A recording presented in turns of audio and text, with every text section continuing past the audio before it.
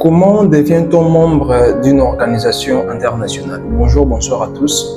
Cela va en fonction de l'heure à laquelle vous êtes en train de me suivre. Je suis Voldy Makengo, CEO de la plateforme juridique Le Droit Parfait.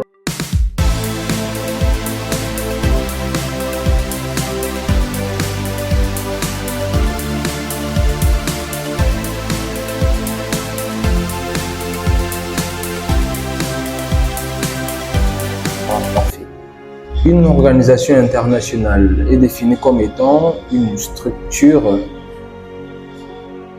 au travers de laquelle plusieurs États souverains se décident de se regrouper sur des questions communes pour faire avancer leur pays, entre guillemets. Les dites questions peuvent être sociales, économiques, militaires, etc.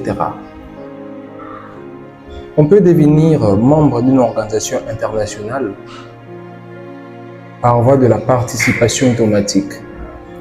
Les États qui sont à l'origine de l'organisation internationale deviennent d'office membres de cette organisation. Ou encore, on dit qu'il y a cooptation réciproque, c'est que les États doivent s'accepter les uns et les autres. Qu'est-ce que cela voudrait dire?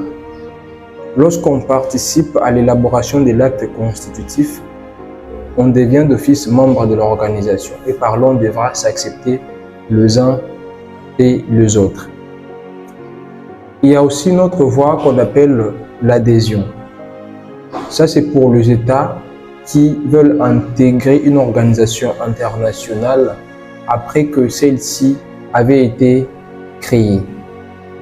Participation automatique, nous avons aussi cité la cooptation réciproque et en troisième position, l'adhésion. Les États qui adhèrent par la suite à une organisation internationale déjà créée procèdent par l'adhésion.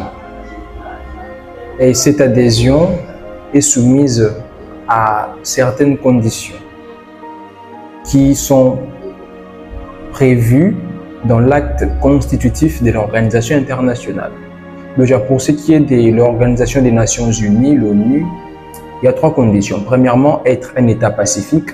Deuxièmement, accepter les obligations générales de l'organisation. Troisièmement, être prêt à les exécuter, à les remplir. C'est ce qui est l'avis de la CIJ, la Cour internationale de justice.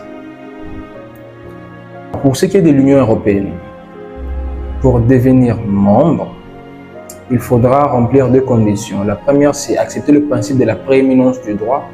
Deuxièmement, c'est d'accepter le principe en vertu duquel toute personne qui est placée sous sa juridiction doit jouir de ses droits fondamentaux et libertés fondamentales.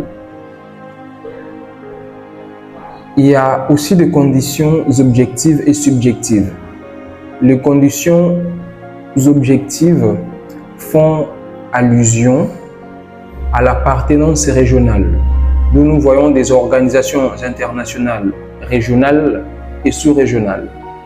Et lorsqu'on parle de conditions subjectives, on fait tout simplement allusion aux critères que l'organisation internationale veut pour qu'un État puisse l'intégrer. On peut prendre le cas de l'Organisation des Nations Unies qui nous dit qu'il faudra être un État pacifique. Pour ce qui est de la succession d'États, qu'est-ce qu'on peut retenir là-dessus? On doit se poser la question de savoir les statuts juridiques de l'État prédécesseur et de l'État successeur dans une organisation internationale. La réponse à cette question nous est donnée par la Convention de Vienne sur le droit des traités, mais aussi par la Convention de Vienne sur la succession d'États. Un État qui disparaît ne fait plus partie d'une organisation internationale. Alors, un État qui perd une partie de son territoire national continue à faire partie d'une organisation internationale. On peut prendre le cas de Pakistan et Inde. L'Inde faisait partie, le Pakistan plutôt, était un territoire au sein de l'Inde. C'est que l'Inde a perdu une partie de son territoire national, continue à être membre de l'Organisation des Nations Unies. Le Pakistan, qui est devenu un nouvel État, doit demander une adhésion au sein de l'organisation. Pour ce qui est des nouveaux États, on doit savoir que, étant donné qu'ils sont nouveaux, ils doivent demander leur adhésion au sein d'une organisation internationale pour devenir membre. Alors, on se pose la question de savoir si une organisation internationale peut être membre dans une autre organisation internationale. On doit savoir que cela est possible. Cela est possible. Et cela rentre plus dans le cadre des organisations internationales d'intégration économique. À nos jours, on comprend que l'Union européenne est devenue membre au sein de l'Union africaine. Et cela ne doit être fait que lorsque deux organisations internationales partagent les mêmes objectifs.